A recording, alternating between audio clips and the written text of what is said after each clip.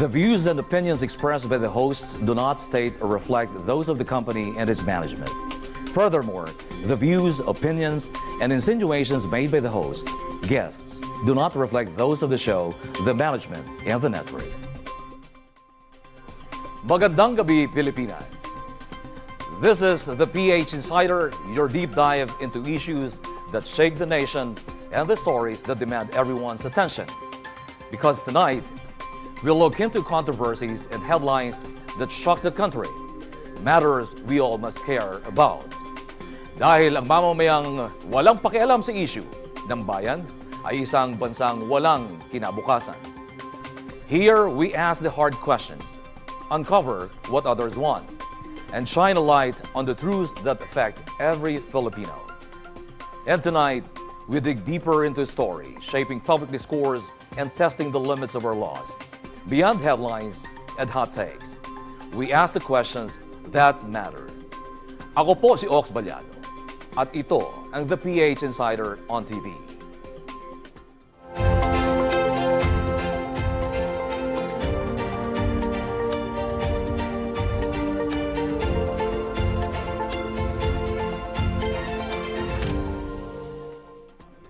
Narito na ang mga pinakamalaking balita ng linggo. Mga kaganapang pinag-usapan at naging bahagi na ng ating kasaysayan. Tayo ay sasamahan pa rin siyempre ng dalawa sa iginagalang na abogado ng bayan para magbigay kalinawan ng patas at pumapanig ang batas. Ako po si Atty. Risa Hontiveros. Magandang gabi, Pilipinas. Magandang gabi, Kabalyeros. Magandang gabi, Kabalyeros. Magandang gabi po sa inyong lahat. Ako po si Atty. Eugene Riego. Mukhang maganda nga talaga ang araw natin ngayon. Tampok sa mga balita ang ating hihimayin. Samantalang, ang sulat ng Department sa Office of the President ay July 1, 2025. Yung sulat tungkol sa direct contracting. May IRRs na po ang RA 12009 noon. So, mali or kasinungalingan na hindi pa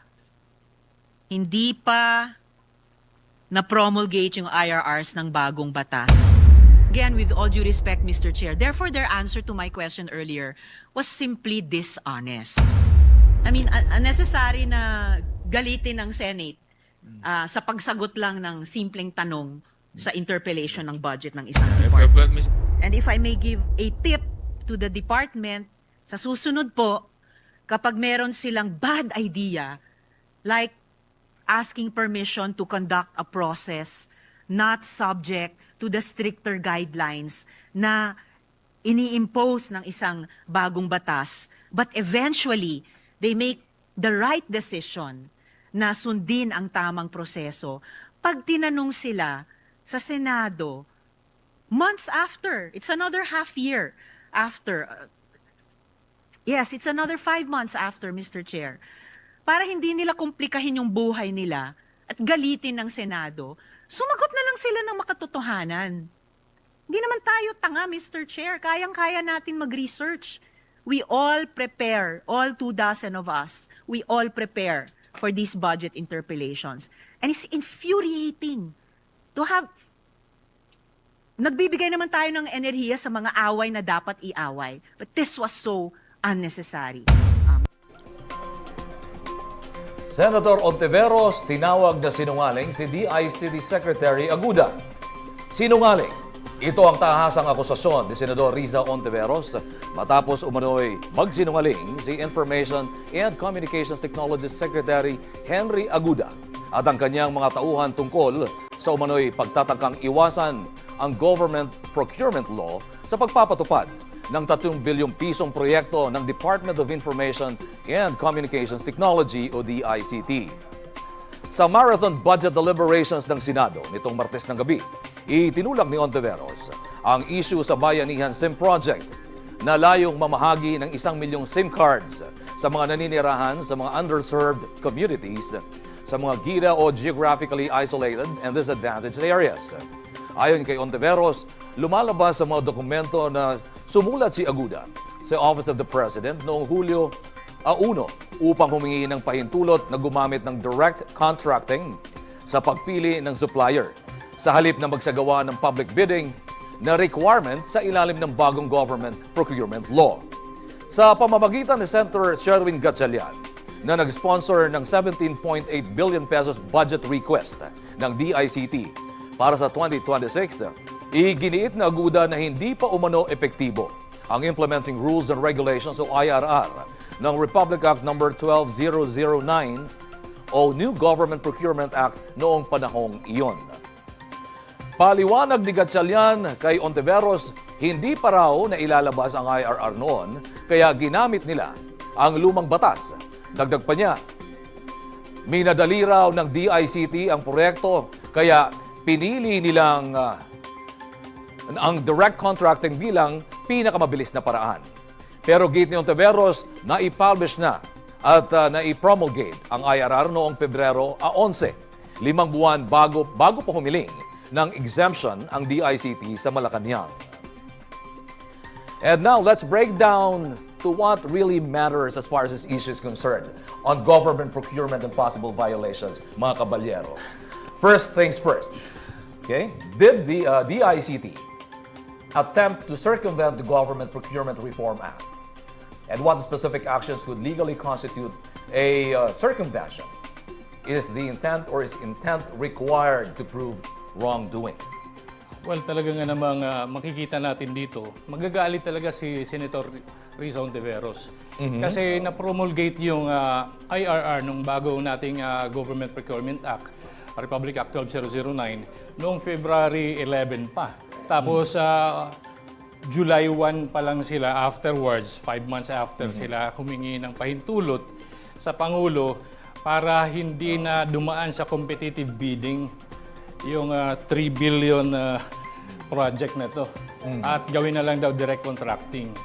Well, in 2 points. Una, nagsinungaling nga, hindi nga niya alam yung mangyayari. Pangalawa, ang nakikita ko dito, whether doon sa lumang batas, Republic Act 9184, o kaya dito, ang template talaga, ang normal na procurement process is through competitive bidding. And only in some highly exceptional cases would you go through under other alternative procurement process. Yes. O saka lang. Ang pinagtataka natin, bakit ito papasok doon sa direct contracting ng 3 billion na ito? Maayon ba sa panununtunan yung project na ito? Kasi ang pagkakaalam ko, yung mga projects na yan, meron tayong tinatawag na approved procurement plan. Beforehand, gumagawa na ang bumabalangkas na mga mga secretaries at mga ibang department agencies, gumagawa na ng approved procurement plan. At doon mismo sa approved procurement plan, Caballero, Yes. yun nandoon na kung paano ano yung project at kung paano yung process of procurement, whether competitive bidding, direct contracting, negotiation, nandoon na yun. So, ang nakakapagtaka, bakit ito biglang gagawing direct contracting ang bidding na to, the process of procurement ng proyekto na to? Alright. Sige, Kabanyero, baka meron kang gustong bigyang pagdiin hinggil dito sa katanungan ito. Well, nag-agree ako dun sa na-mention ni Cub Sandro. In fact, Clubs,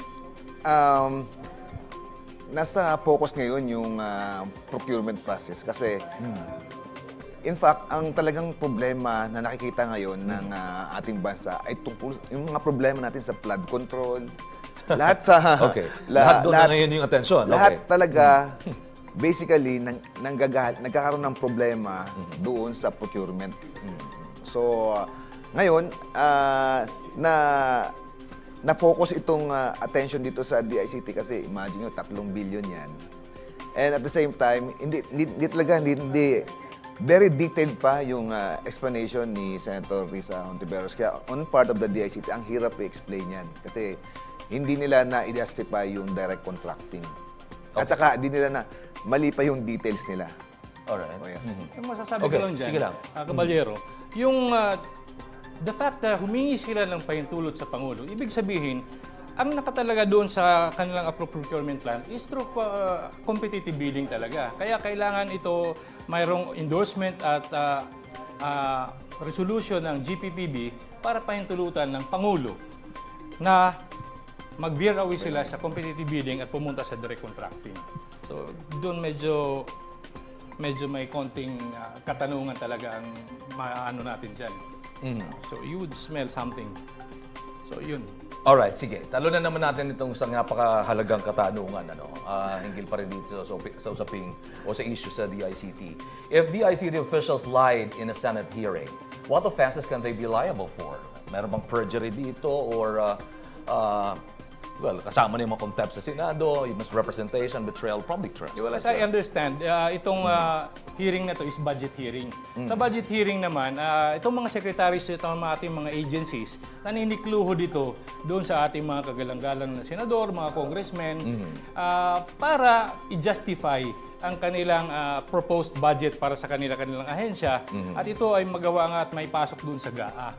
So, if ever na you earn the ire along the way ng senador, kagaya ni Senator Risa Hontiveros, Okay. ang mangyayari dyan, minsan tinatapyasan yung budget mo eh. Minsan nga, pag hindi ka nag-attend lang sa correct. budget hearing ng agency mo, kagaya ni BP Sara. Sara, tinapyas talaga. Kasi to them, that is an insult.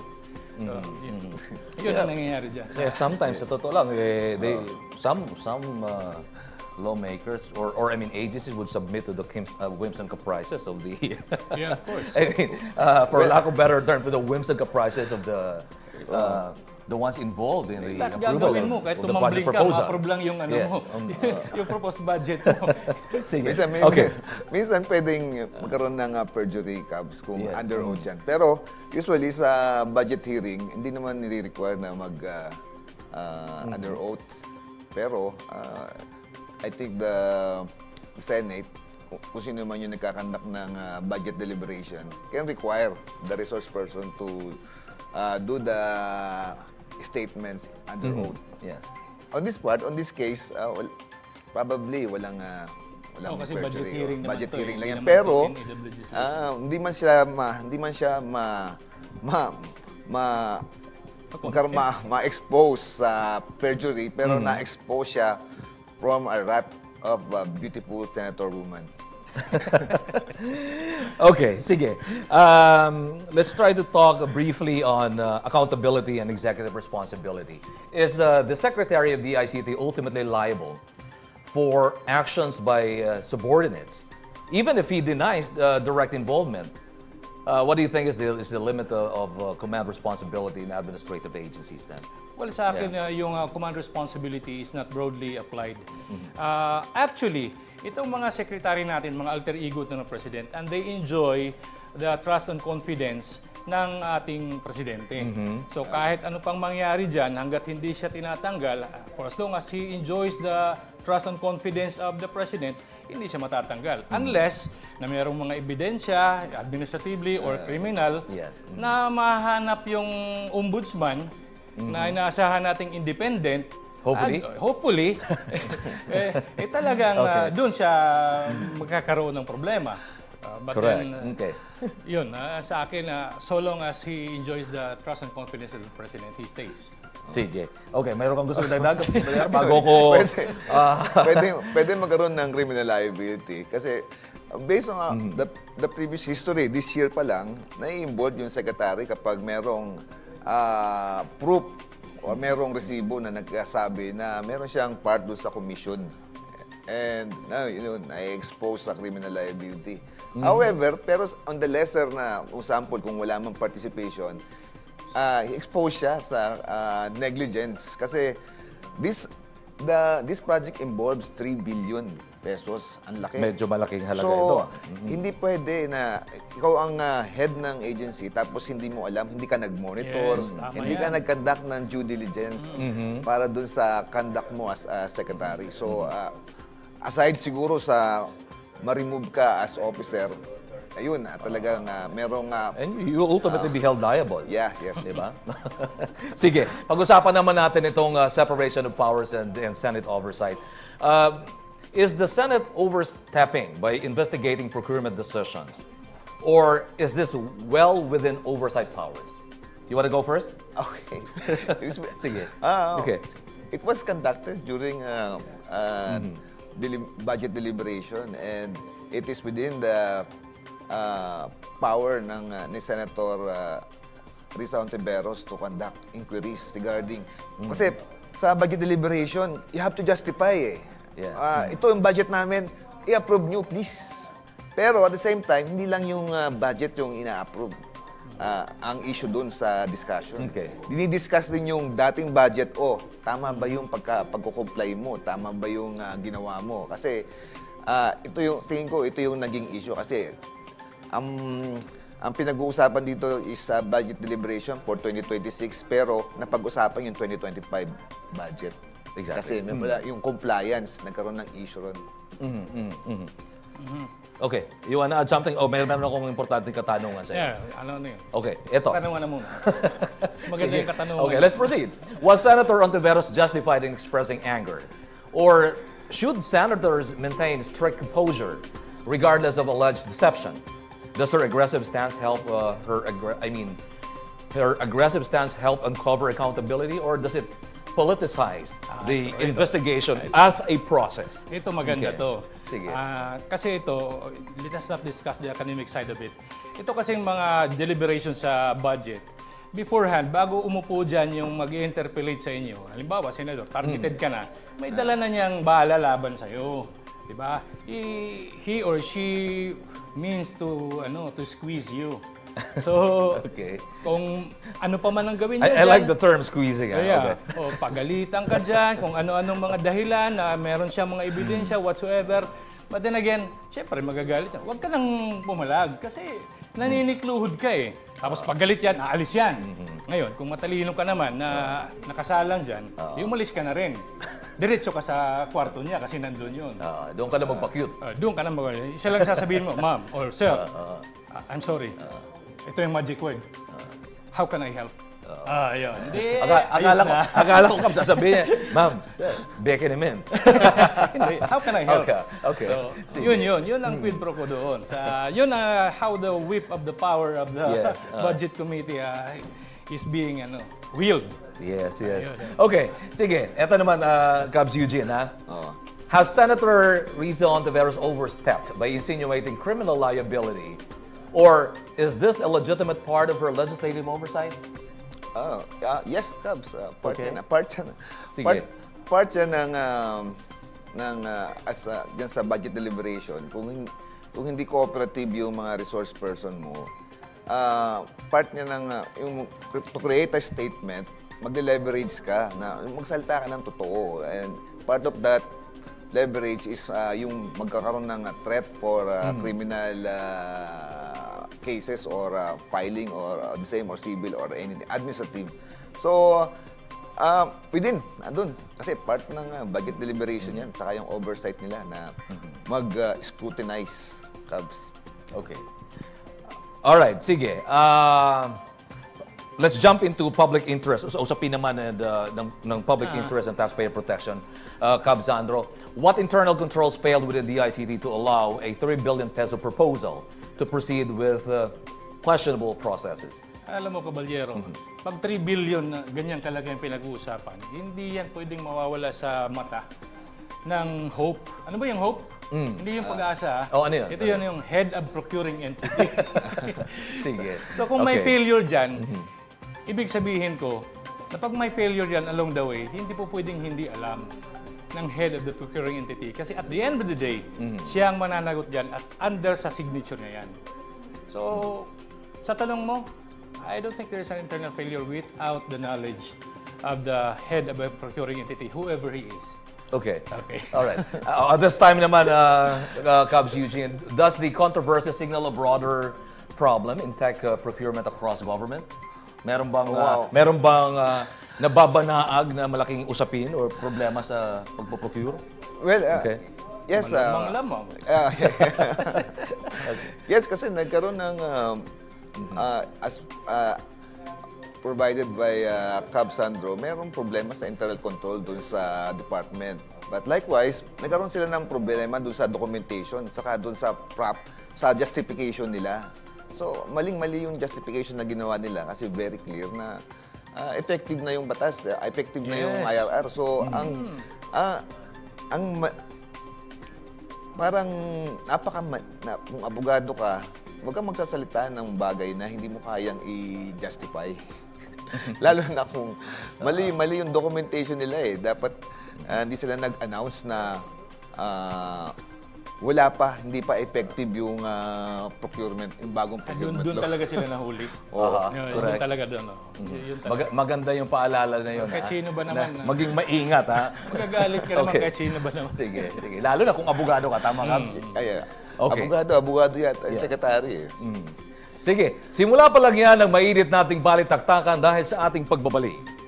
Another political storm erupts. And at the center stands one of the country's most controversial figures. Former presidential spokesperson, lawyer, public defender, power player, now a man with a warrant of arrest bearing his name. Attorney Harry Roque. For someone who once spoke for power, what does it mean when the law now speaks against him? Is this justice catching up or politics striking back? Make no mistake, this is not just a legal battle. This is a showdown of influence, credibility, and accountability. This is the PH Insider on TV.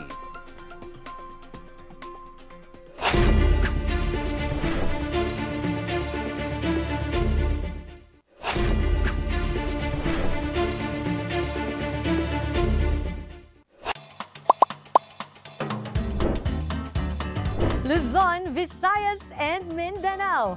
Sangkatutak na pabuenas ang handog ng 6D Lotto tuwing Martes, Huwebes at Sabado. Bumili lang ng inyong 6D Lotto ticket sa inyong favorite Lotto outlet at sa halagang 10 piso per combination, you can win the first prize of at least 150,000 pesos if you get the 6 winning numbers in exact order. At ang exciting pa dito, palaki ng palaki ang first prize hanggang hindi ito napapanalunan. Para makasali, markahan lang ang playslip ng 6 na napili ninyong numero from 0 to 9 at ang presyo na nais ninyong laruin. Walang maisip na numero? Pwede pa rin kayong mag-join dito. Simply mark the LP o lucky pick at may instant combination ka na. Kung magbago naman ang isip, simply mark the void box at gamitin ang susunod na panel. At para hindi ma-miss ang tsansang manalo ng mga inaalaga ang numero, maaari itong laruin hanggang 6 consecutive draws. Markahan lang sa playslip kung ilang draws ang nais mong salihan. Exciting din ang consolation prizes ng 6D Lotto. Getting the first or last 2 winning numbers in exact order wins you 40 pesos per 10 peso play. Kapag nakuha ang first or last 3 numbers in exact order, 400 pesos per 10 peso play naman ang panalo. Bagging the first or last 4 winning numbers in exact order wins you 4,000 pesos per 10 peso play. At kung first or last 5 numbers ang nakuha in exact order, 40,000 pesos per 10 peso play ang take-home mo. So what are you waiting for? Ticket buy na ng 6D Lotto at araw-araw, let's play Lotto!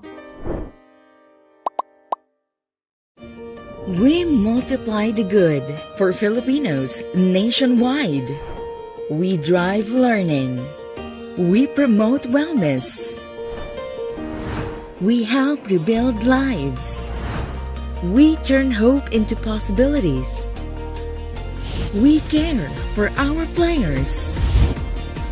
We advance digital skills and employment.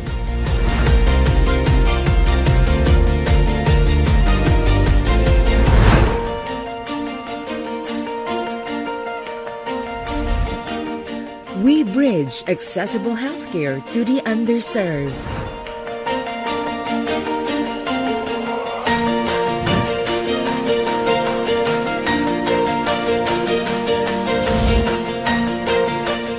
We respond in times of disaster.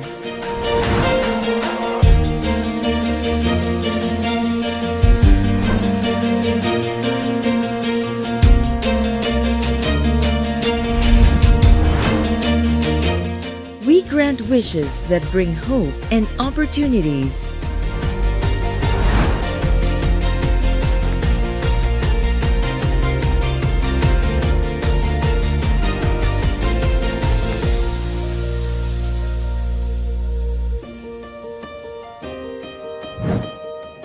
champion responsible entertainment.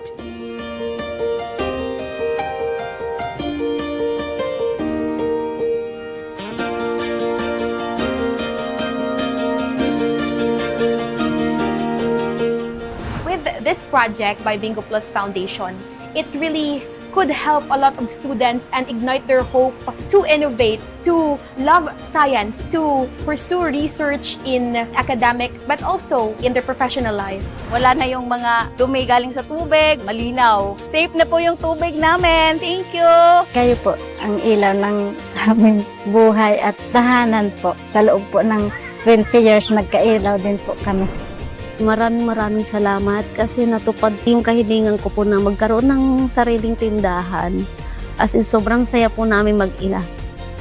I think what DigiPlus and Bingo Plus is doing is really remarkable, and I really affirm you guys for that kasi like this one is a very big step. Together, let's help Filipinos thrive and win in life.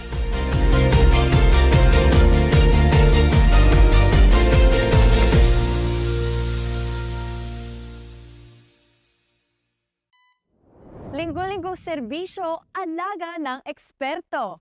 Good news! Hatid ng PCSO Multi-Specialty Clinic ang free medical services para sa inyo. Tuwing Lunes, ready to serve ang aming cardiologist and neuropsychiatrist mula alas 9 ng umaga hanggang alas 12 ng tanghali. Available naman every Tuesday ang ating nephrologist from 8 a.m. to 11 a.m. habang ENT doctor and pulmonologist ay from 1 p.m. to 4 p.m. Tuwing Miyerkules, pwede kayong kumonsulta sa aming gastroenterologist mula alas 8 hanggang alas 11 ng umaga. Sa ating obstetrician and gynecologist, tuwing alas 9 ng umaga hanggang alas 12 ng tanghali. Sa ating urologist from 1 p.m. to 4 p.m. At sa ating endocrinologist from 2 p.m. to 5 p.m. Sa mga may problema sa buto, handang maglingkod sa inyo ang aming orthopedic surgeon every Thursday from 1 p.m. to 4 p.m. At kung may problema sa inyong paningin, huwag mag-alala, alaga ka dito. Ang ating ophthalmologist ay handang tumingin sa inyo tuwing Biyernes mula 2 p.m. hanggang 5 p.m. At para sa ating mga kalaro na nakararanas ng gambling-related problems, tumawag lang sa PCSO Help Hotline sa numerong 8441-2612. Mondays to Fridays from 8 a.m. to 5 p.m. except during holidays. Lahat ng serbisyong ito ay libre. Pero reminder lamang po sa inyong pagbisita sa ating multi-specialty clinic, magdala ng photocopy ng inyong valid ID with photo. For your inquiry and appointments, tumawag lamang sa Medical Service Department sa telephone number 8846-8757. Sa PCSO, bawat taya may kawagawa.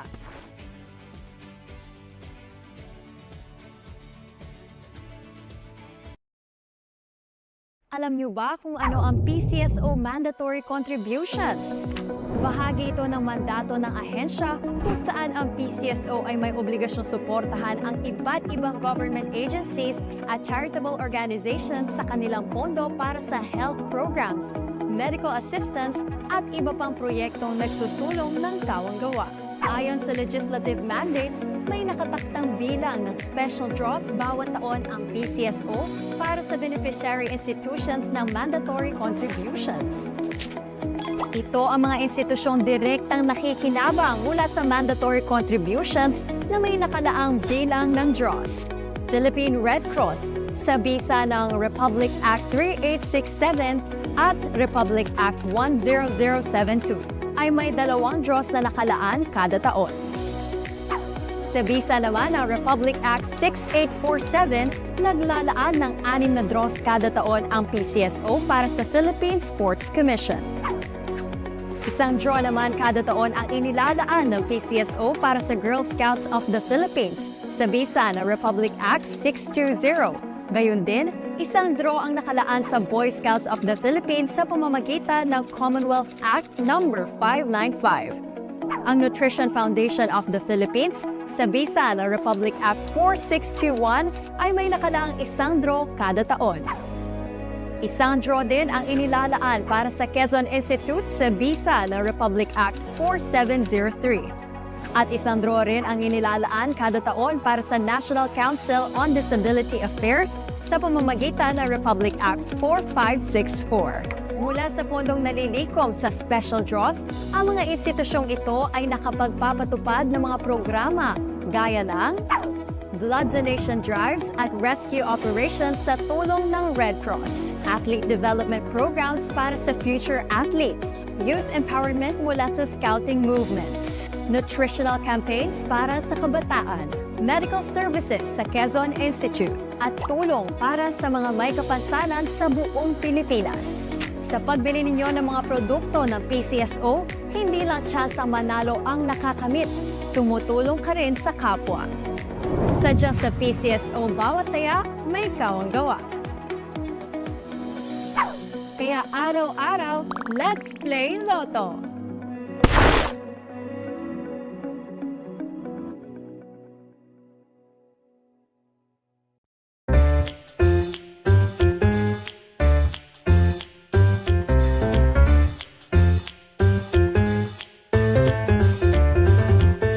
Mga kalaro, alam niyo ba na sa bawat 10 pisong sweepstakes, Lotto at STL ticket na binibili ninyo, kasama kayo sa misyon ng PCSO na maghatid ng milyong pag-asa para sa buong bansa? Sa bisa ng Republic Act 1169, itinatag ang Philippine Charity Sweepstakes Office noong October 13, 1934 bilang pangunahing ahensyang pangkawanggawa ng pamahalaan. The PCSO has total financial autonomy.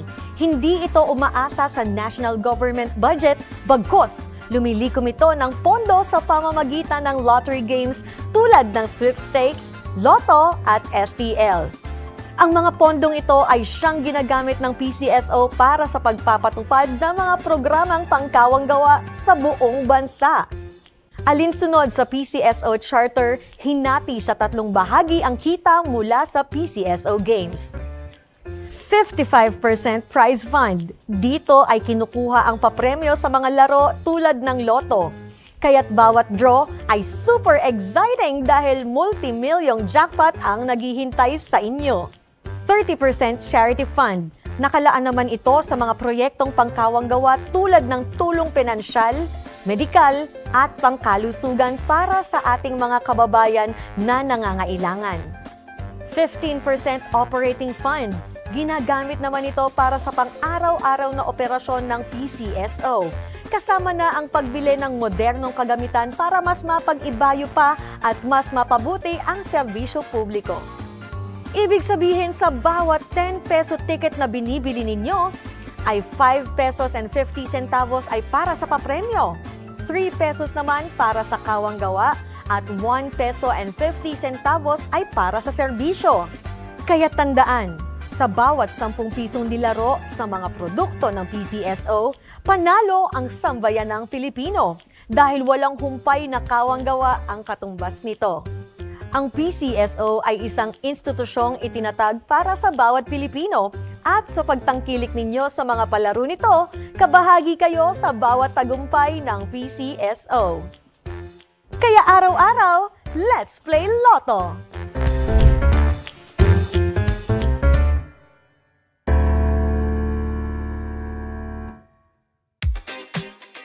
Hey guys! Alam nyo ba na araw-araw, milyon-milyon ang papremyo ang ipinamibigay ng PCSO? Instant millionaire kayo pag naswertehan ang mga mapipiling numero sa ating jackpot-bearing games every 9 p.m. Ang saya, di ba? 5 exciting games ang pwedeng salihan ninyo. Isang linggong punong-puno ng winning chances. Simulan natin sa Lotto 642.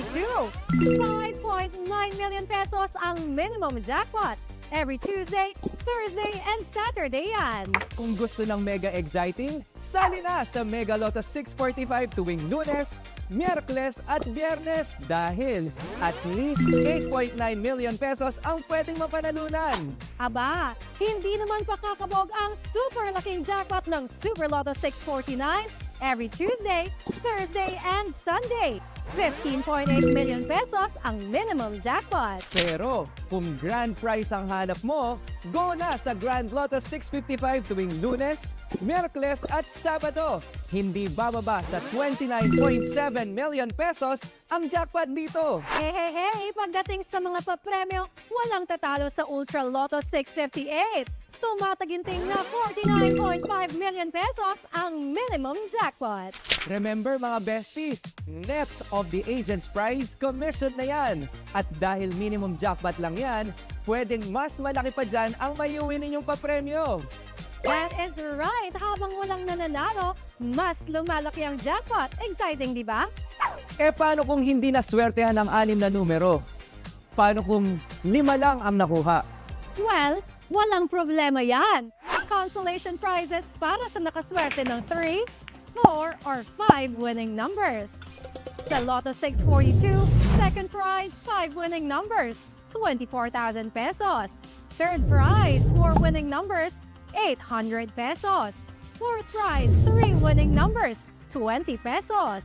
Sa Mega Lotto 645 naman, second prize, 5 winning numbers, 32,000 pesos. Third prize, 4 winning numbers, 1,000 pesos. Fourth prize, 3 winning numbers, 30 pesos. Sa Super Lotto 649 naman, second prize, 5 winning numbers, 50,000 pesos. Third prize, 4 winning numbers, 1,200 pesos. Fourth prize, 3 winning numbers, 50 pesos. Sa Grand Lotto 655, second prize, 5 winning numbers, 100,000 pesos. Third prize, 4 winning numbers, 1,500 pesos. Fourth prize, 3 winning numbers, 60 pesos. At syempre sa Ultra Lotto 658, second prize, 5 winning numbers, 120,000 pesos. Third prize, 4 winning numbers, 2,000 pesos. Fourth prize, 3 winning numbers, 100 pesos. Wow na wow ang papremyo! Pero may bonus pa! Sa pagbili pa lang ng Lotto ticket, instant winner na tayo sa charity work. Correct ka dyan, may chance ka ng manalo, nakakatulong ka pa sa kapwa Pilipino. Kaya ano pang hinihintay ninyo? Tara na! Let's play Lotto!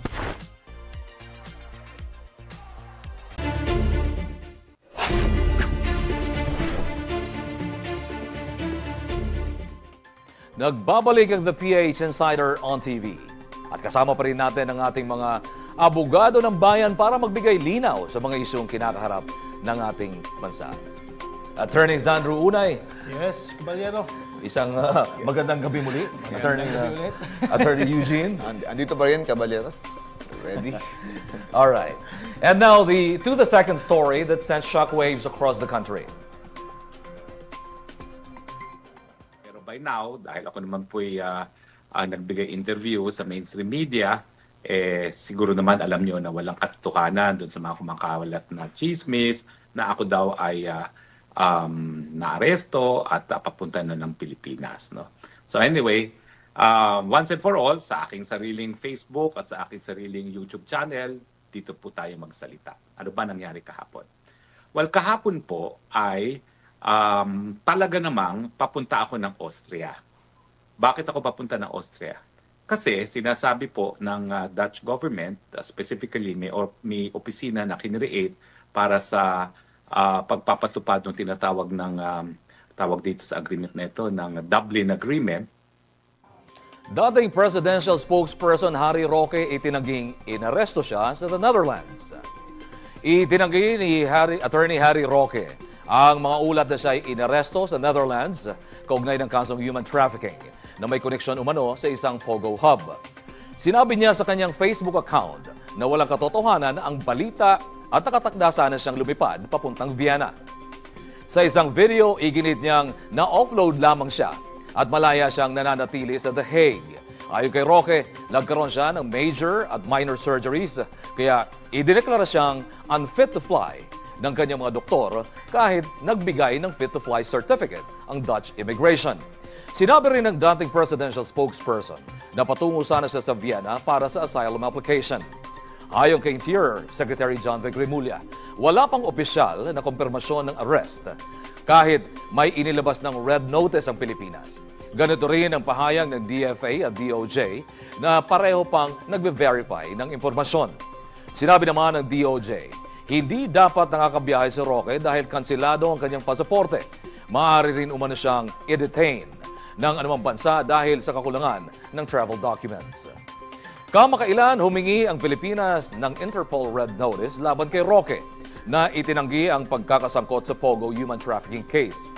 Umalis siya ng bansa noong 2024 matapos ma-cite for contempt at ngayon ay naghahanap ng asylum sa Netherlands.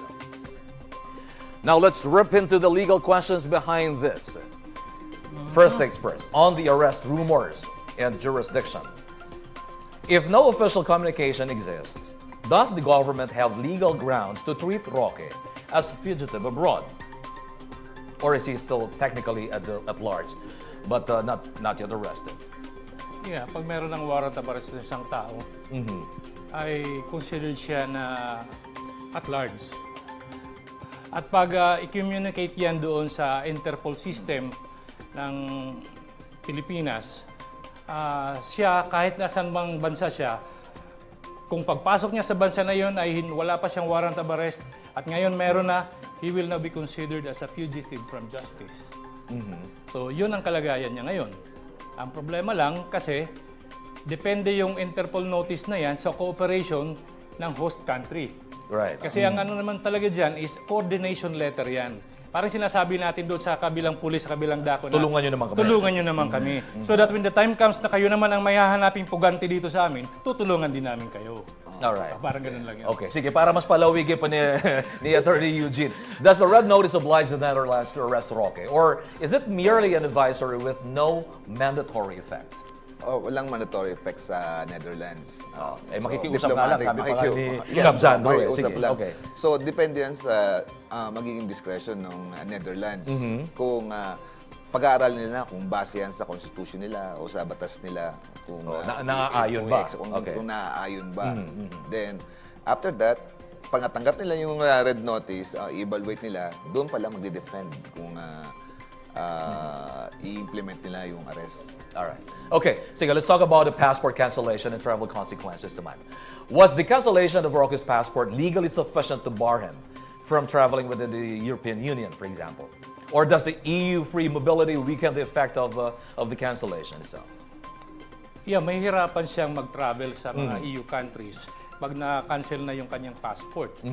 Ang mangyayari talaga dyan ay i-advise siya na pumunta sa pinakamalapit na Philippine Embassy at para mabigyan siya ng travel document. Ang problema, itong travel document pag na-issuehan ka, ginagamit kasi ito, ginagawa ito pag halimbawa nandun ka sa abroad. Right. Tapos nawala yung passport mo, hindi mo sinasadya. Pupunta ka ngayon In cases like that, okay. Pupunta ka ngayon sa embassy, tapos bibigyan ka ngayon ng travel authority. Na yung travel authority na yan, one way lang yan. Mula saan ka, diretso Pilipinas. Hindi pwede yung hopping ka from one place to another. Bibilhin ka ng ticket na direktang diretso sa Pilipinas. Kaya pag pauwi ka, talagang uwi ka na. Uwi ka na. Okay. Yan ang consequence ngayon ng cancellation ng passport niya. All right. Okay, on the human trafficking aspect naman or case and contempt citation, does Roque's failure to appear in Senate hearings leading to contempt or strengthen the case for arrest or red notice? Or is contempt not enough for international enforcement? Caballero. Well, yung citation sa contempt, internal lang yan sa Pilipinas. Hindi yan criminal proceeding na pwede mong mag-cause ng cancellation ng passport mo at the same time para maging cause para doon sa Interpol red notice. So, as mentioned by Cab Sandro, yun, ang magiging effect sa kanya yan nung cancellation ng kanyang passport, makakaikot siya dun sa country kung nasaan siya. Pero ang problema niya is yung paglilipat na siya ng ibang bansa. Pag nag-expire na yung Schengen visa niya. Oo, paglilipat na siya. Kasi paglilipat siya, kailangan i-present mo yung passport mo. Pag wala kang passport, di ka makakalabas o makakapasok sa new country. Ibang territory. Okay. Okay. Sige. Anyway, talon naman tayo doon sa ito. Napaka-importante nito kasi marami ng Pilipino kumbaga, tinamasa din itong mga asylum, no? Usapang asylum claims. Does Roque's asylum plea weaken his legal standing in the Philippines? Well, yung political asylum, May bearing ba ito?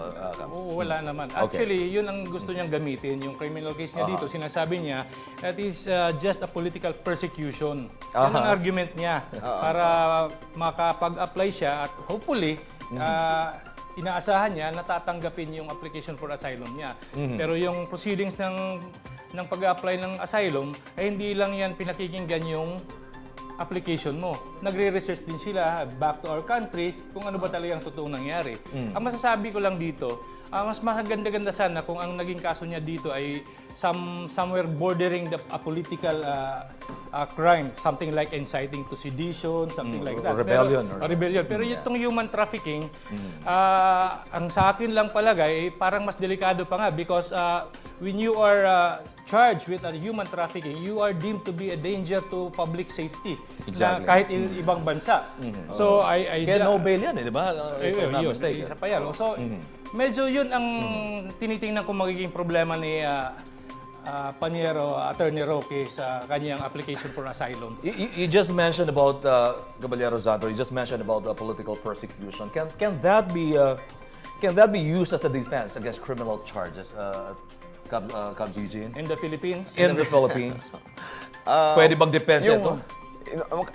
In fact, Cubs, meron tayong distinction dyan kasi yung sa asylum kasi sa country na yung sa country na mag-a-apply ka na Kung saan ka, so, yung criminal prosecution andito sa Pilipinas yan. So magkaibang jurisdiction yan. So separate yung kanilang appreciation.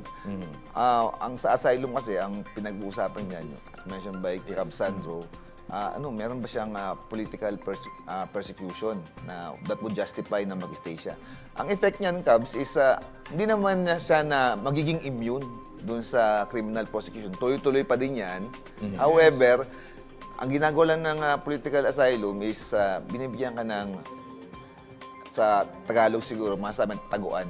Kasi Kanlungan. Oo. So hindi ka mapupwersa na mabalik to face yung mga criminal charges. Okay. About information gaps and transparency naman, should the government publicly clarify red notice status and international coordination, or does publicizing it compromise operations? Well, ang isang epekto sa pagpapublicize nitong ating mga may nakukompromiso ba rito? notice. Siyempre, nalalaman ka agad ng taong gusto nating ipa-aresto. So, he can prepare. Dito naman sa atin, ang gusto naman nila may pakita politically na, well, ito na yung ano ninyo, malapit na naming masilo. Parang ganun yun eh. So, it depends kung nasa ang side ka ng fence. Alright. ang ano mo dyan. So, okay. Tonight, we're confronted with a wave of controversies that expose a deeper, more urgent truth about governance in this country. When agencies clash with senators, when public figures overseas are surrounded by confusion instead of clarity, and when decisions affecting state media trigger more questions than answers, the nation feels the tremor. What we have seen tonight is not just a string of unrelated headlines. It is a reflection of a government struggling to communicate with coherence, consistency, and full transparency. When billion-peso projects are challenged, when international developments are clouded with mixed messaging, and when the movement of public-funded broadcasts leaves the public guessing, the Filipino people are left to wonder who is speaking plainly and who is keeping the truth behind closed doors. In a democracy, silence is never reassuring, confusion is never harmless, and unanswered questions are never acceptable. The public deserves clarity from its institutions, not half statements, not vague explanations, and definitely not finger pointing. Tonight makes one thing clear: accountability is not a courtesy. It is a duty to explain, a duty to justify, a duty to tell the truth, even when it's uncomfortable. Because when government falters in transparency, trust collapses, and trust, once lost, is the hardest currency to gain back. Magandang gabi. Ako po si Ox Balyado at kasama pa rin ang ating mga attorney ng bayan. Attorney Rizandro Unay, magandang gabi. Attorney Eugene Riego po, magandang gabi. Uy, natutuwa ako dito kay Attorney Riego at maaga kanina. Hindi nga lang nakasama na naman sa Lakasa sa ating calibration. Ayun nga, dapat makasama ka Kasama, sa kasama. Lakasa, Rizal. Next time. Oo, ang sarap ng pinahanda ni Chef Bendo. Alright, hanggang sa muli natin paghihimay-himay ng mga balitang may pakialam ka. This is the program where we cut through the noise, confront the gaps, and demand the answers the nation deserves. This is the PH Insider on TV.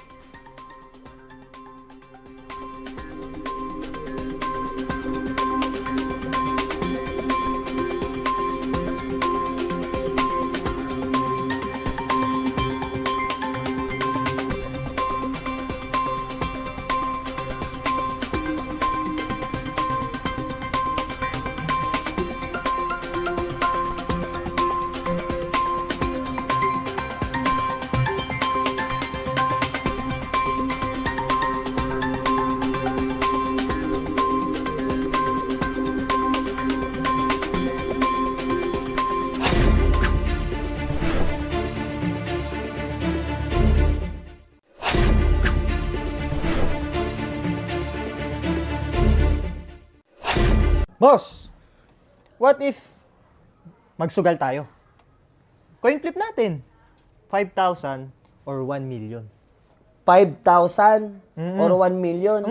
Sigurado ka ba? Di ba masyado malaki yung diferensya nun? Sugal nga eh. Ay, kaya, alam mo, kaya ka lumulubog. Kaya ka nagkakaproblema, kakasugal mo. Eh, syempre, baka manalo.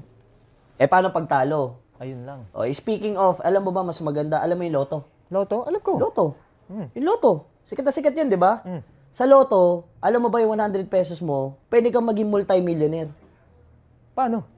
Tataya ka, syempre. Ay, pag tumaya ka ng 100 pesos, pwede kang maging multi-millionaire. At ang kagandahan pa sa loto, bro. Ano? For example, di ka na nanalo. Nagtataya ka, 100. Nakakatulong ka pa sa mga kapwa Pilipino mo. Bakit? May charity. Pwede ginagamit din nila yung sa mga nangangailangan sa ospital.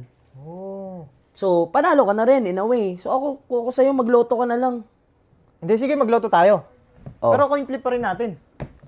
Sugarol nga ako eh. Sugarol ka talaga eh. Sugal na sugal ka eh. Pero tanda mo, sinabi ko sa'yo na mas okay talaga sa loto ha. Okay. O sige, i-coin flip mo na yan. Sige.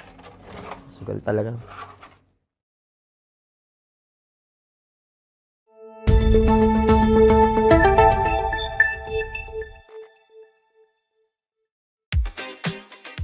Hey guys! Alam nyo ba na araw-araw, milyon-milyon ang papremyo ang ipinamibigay ng PCSO? Instant millionaire kayo pag naswertehan ang mga mapipiling numero sa ating jackpot bearing games every 9 p.m. Ang saya, di ba? 5 exciting games ang pwedeng salihan ninyo. Isang linggong punong-puno ng winning chances. Simulan natin sa Lotto 642. 5.9 million pesos ang minimum jackpot. Every Tuesday, Thursday, and Saturday yan. Kung gusto ng mega exciting, sali na sa Mega Lotto 645 tuwing Lunes, Miyerkules at Biyernes dahil at least 8.9 million pesos ang pwedeng mapanalunan. Aba, hindi naman pakakabog ang super laking jackpot ng Super Lotto 649 every Tuesday, Thursday, and Sunday. 15.8 million pesos ang minimum jackpot. Pero kung grand prize ang hanap mo, go na sa Grand Lotto 655 tuwing Lunes, Miyerkules at Sabado. Hindi bababa sa 29.7 million pesos ang jackpot dito. Hey, pagdating sa mga papremyo, walang tatalo sa Ultra Lotto 658. Tumataginting na 49.5 million pesos ang minimum jackpot. Remember mga besties, net of the agent's prize, commission na yan. At dahil minimum jackpot lang yan, pwedeng mas malaki pa dyan ang mayuwi ninyong papremyo. That is right! Habang walang nananalo, mas lumalaki ang jackpot. Exciting, di ba? Eh paano kung hindi naswertehan ang 6 na numero? Paano kung 5 lang ang nakuha? Well, walang problema yan. Consolation prizes para sa nakaswerte ng 3, 4, or 5 winning numbers. Sa Lotto 642, second prize, 5 winning numbers. 24,000 pesos. Third prize, 4 winning numbers, 800 pesos. Fourth prize, 3 winning numbers, 20 pesos. Sa Mega Lotto 645 naman, second prize, 5 winning numbers, 32,000 pesos. Third prize, 4 winning numbers, 1,000 pesos. Fourth prize, 3 winning numbers, 30 pesos. Sa Super Lotto 649 naman, second prize, 5 winning numbers, 50,000 pesos. Third prize, 4 winning numbers, 1,200 pesos. Fourth prize, 3 winning numbers, 50 pesos. Sa Grand Lotto 655, second prize, 5 winning numbers, 100,000 pesos. Third prize, 4 winning numbers, 1,500 pesos. Fourth prize, 3 winning numbers, 60 pesos. At syempre sa Ultra Lotto 658, second prize, 5 winning numbers, 120,000 pesos. Third prize, 4 winning numbers, 2,000 pesos. Fourth prize, 3 winning numbers, 100 pesos. Wow na wow ang papremyo! Pero may bonus pa! Sa pagbili pa lang ng Lotto ticket, instant winner na tayo sa charity work. Correct ka dyan, may chance ka ng manalo, nakakatulong ka pa sa kapwa Pilipino. Kaya ano pang hinihintay ninyo? Tara na! Let's play Lotto!